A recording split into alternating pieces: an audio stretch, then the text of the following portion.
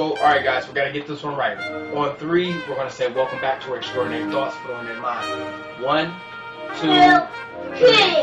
Welcome back to our mind. And we back.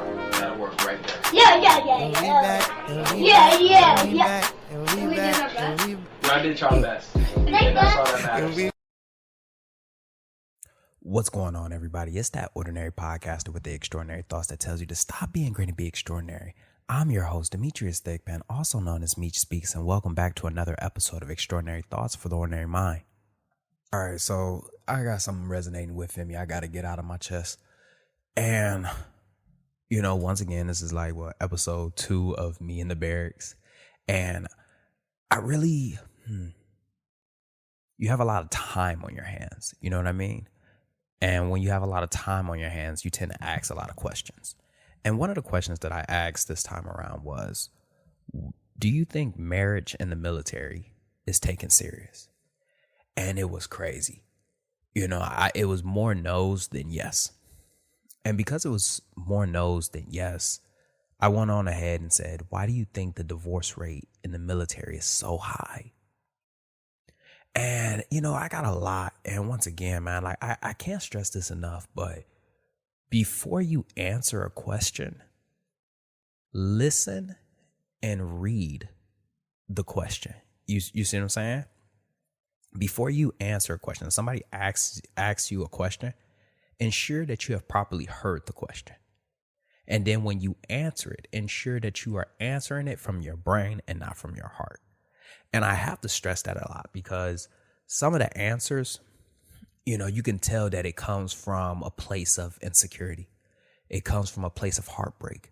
It comes from a place of anger. It comes from a place of, you know, sadness. It comes from all of these negative things without any real logic behind it. It's just more so of what this person did to me. So I can't stress that enough. Like if we're going to move forward throughout this week, first thing I want to just get off my chest is that when somebody asks you a question, you see what I'm saying? No, let me rephrase. When faced with an action, before you react, ensure that you take it in. Take in the action first and then react properly.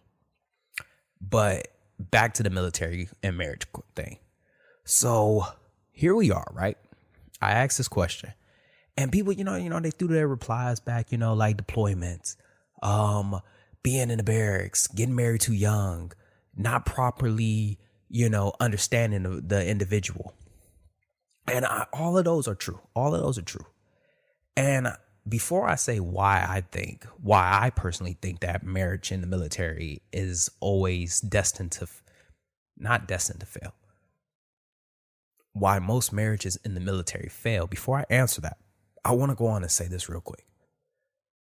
Marriage in the military, marriage period, takes a certain level of effort between both parties. You know what I mean? It takes a certain level of effort between both parties. You can't this isn't a 60-40 deal. This ain't a 70-30, 80-20. You both, honestly, it's not even a 50-50. I have to bring 100% of me and you have to bring 100% of you. So that way we can make this marriage work. We got to do the shadow work.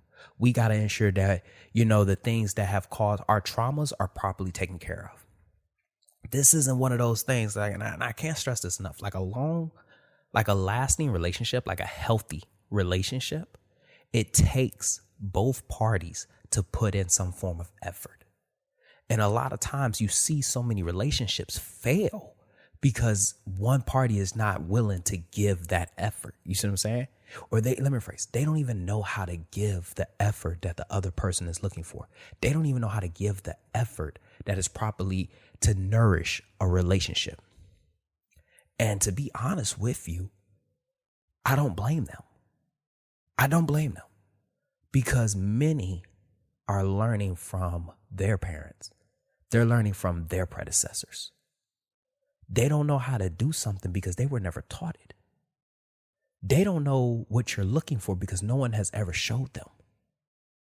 They can't help you fix something because they don't even know what it is that they need to fix. Now, before I go into that topic, let's go back to what I originally, my original point. Why do I think it? And to be honest with you, when you take in marriage and such a complex relationship between two adults, and then you add the military into it, it's always going to be a recipe for disaster if both parties are not willing to make it work. It's always going to be a recipe for disaster. And as I was diving deeper into why marriage didn't work, I started to realize that we also have a couple of other things that don't work, but we allow them to continue to function. First, marriage continues to keep failing in the military because you meet this person, right? You meet this person. Honestly, wait. Let's break down the military member first. When we join, whether you're from the city, whether you're from the country, wherever the fuck you're from, you're moved. And for a lot of us, that is the first time we are moved from our house. It's the first time. Now, when you graduate high school, your friends that go off to college, they're facing this exact same dilemma that you're about to face. You get moved across the country. You get moved to a different state. You're not with your family. You're out of your comfort zone. And during that move, right, you have to grow. And the thing is during that part right there, we go through this thing called separation, like it's a separation depression. And we don't realize what's happening to us because everyone else around us, it's happening to them as well. And then when you get to the fleet, you are around other people who have faced this exact same type of trauma. So it happens, the trauma happens, and then the healing happens right after that. If you really want to call it healing, honestly, I think it's just putting a Band-Aid over a fucking amputation. You see what I'm saying? Like, it's not really, we're just covering up a big trauma. But we have the community. We're in a community where we're used to that. So we just shrug it off. Now, we have the community. Our spouses, unfortunately, do not. So you take this person, you move them across the country. They go through the exact same thing that you went through. But the thing is that you can't help them because you did not know how to help yourself because others helped you get through it. And I promise you, if I'm losing you, I promise you I'm going to bring you back soon. You got to really take this into consideration that a lot of times, like, you bring your spouse across the country, right? This person is at the house all day.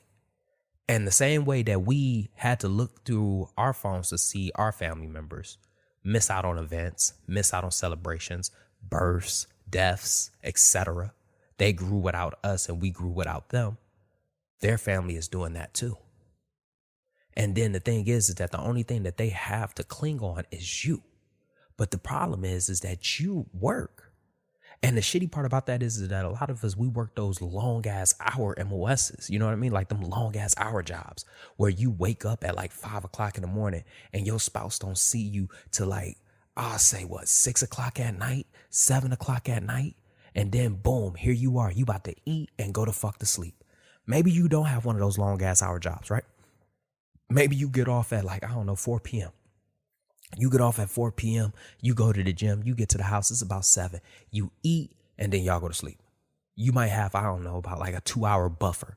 So for 2 hours every single day, they really get time to actually talk to you. Whole time they going through the exact same shit that you went through earlier in your career, but you don't even realize that they're going through it. And you don't even realize that they're going through it because when you went through it, it was just like a wave because everybody else was going through it. And you just were so preoccupied with everything that was going on within your life that you just ignored it. That right there, honestly, is one of the big reasons why most marriages in the military don't last.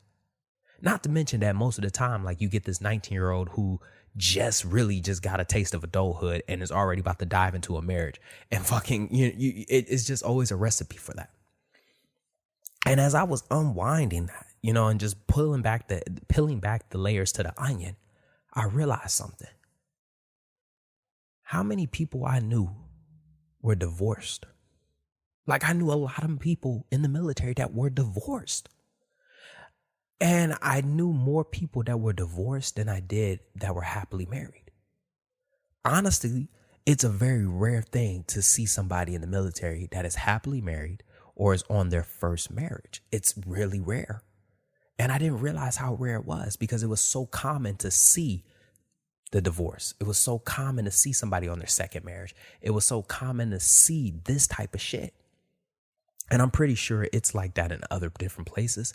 But because I'm in the military, this is what I see on a regular basis. And what really bothered me the most is how we treated it. Oh, so-and-so got married. Congratulations. Oh, so-and-so got divorced. It is what it is. We treat that shit like it's a fucking common cold.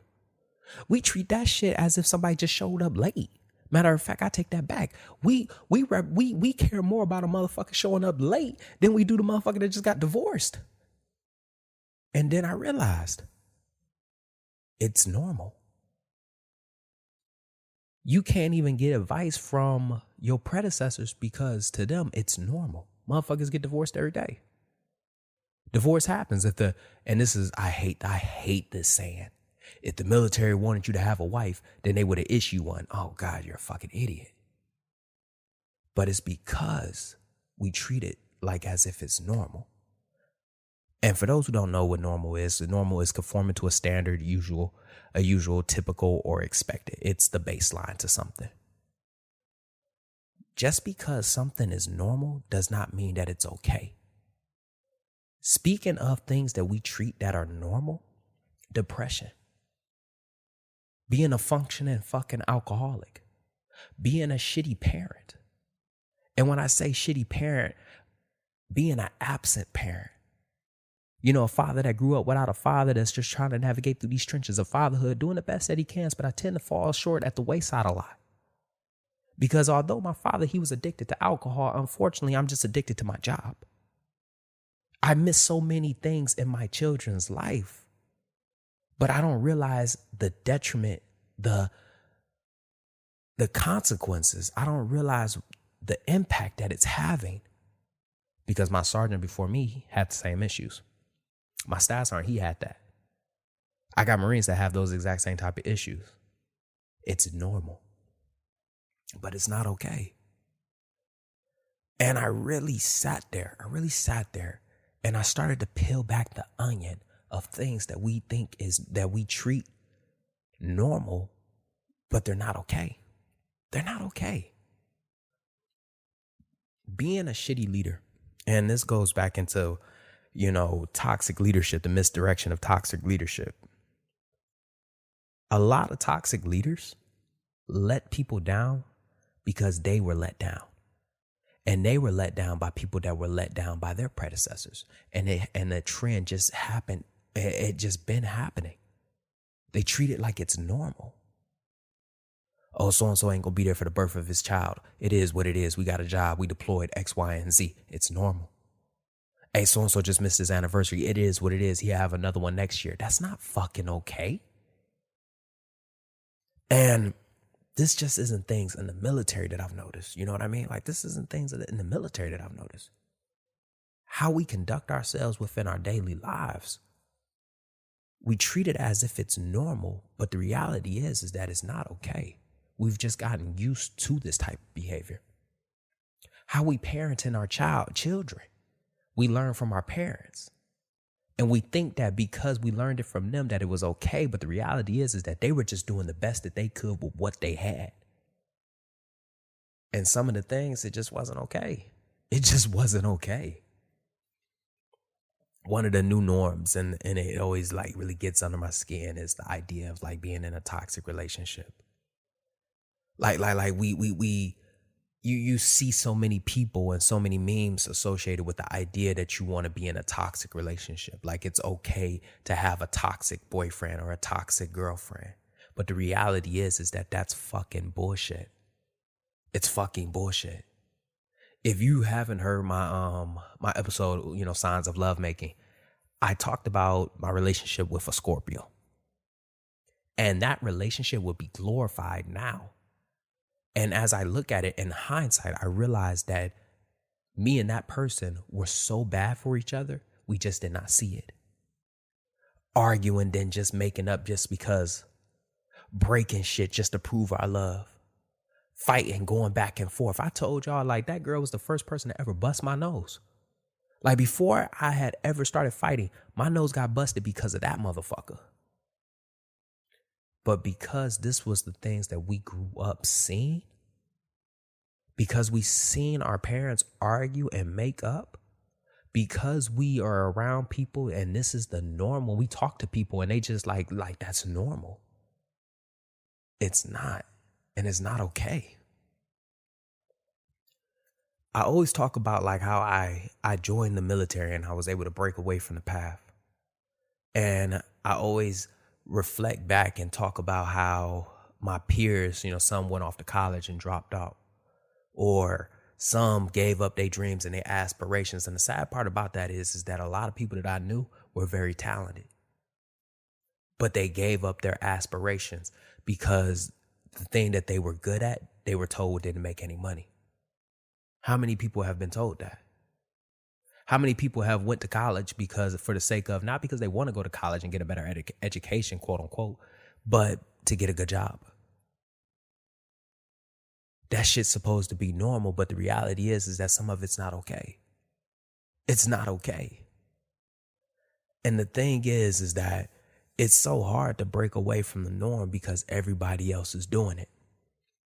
Everybody else is doing it. So when you try to break away from the norm, you feel like as if you're doing something wrong. You try to get out of this relationship and you know that it's bad for you, but everybody look at you like, damn, you're not going to put forth the effort. And then you going, and I get that. I get what I just said. Like, yeah, a marriage takes effort, but it takes a healthy effort. You know what a bad relationship look like. You know what a relationship that looks like that's not going anywhere. You know what a relationship looks like that's hurting both parties. But the thing is that we stick it out and we stand with this person. Matter of fact, we take pride with the idea that we have just been with this person and that we gonna make it work, even though we know that we supposed to break it off. But because we've seen our parents stick with a toxic person, because we've seen our friends stick with a toxic person, we assume that it's okay. But the reality is that just because it's normal does not mean that it's okay. Does not mean that. Just because some shit happened to you does not mean that it's supposed to happen to somebody else. We in this generation, and I can't stress this enough, and what I love about it is that we've been breaking social norms for so long, and we don't even realize it. I saw a meme that said that this is the generation that say fuck that job. And I love it. That this is the generation now, we're in that era now, where we're realizing that the things that we love, the things that we fucking love can make money. We're breaking away from the norm where our parents sold us this bullshit that we need to go to college and get a good job. That's not it. We breaking away from this norm that I have to stick it out with somebody that's not giving me the exact same type of fucking energy. We're breaking away from this fucking norm that just because it happened to me, that it means it's about to happen to you. We're breaking away from this norm. We're being better parents. We're being better leaders. We're being better fucking people. And as I close out this episode, I really just want to say this one more time. Just because it's normal does not mean that it's okay. And just because you're the first one in your generation to do it does not mean that you're wrong. You ain't a black sheep, you a pioneer. And just like that, another extraordinary thought left this ordinary mind. I hope you enjoyed this episode half as much as I enjoyed making it. Stay tuned Mondays and Fridays. Don't forget to follow me on Instagram at Meech Speaks. Once again, that's Meech Speaks. Meech is spelled Meech. Don't forget to share this podcast, subscribe to this podcast, follow this podcast, pass this podcast to somebody, because this podcast was dedicated to helping everyone become a better version of themselves. Even though I don't know what that type of version is, I just know that you can be better. Lastly, don't forget to grab your copy of The Extraordinary Thought from the Ordinary Mind, available on Amazon, Barnes & Nobles. I think there's an electrical copy. You know what it is. Stay hungry, stay motivated. I'm out.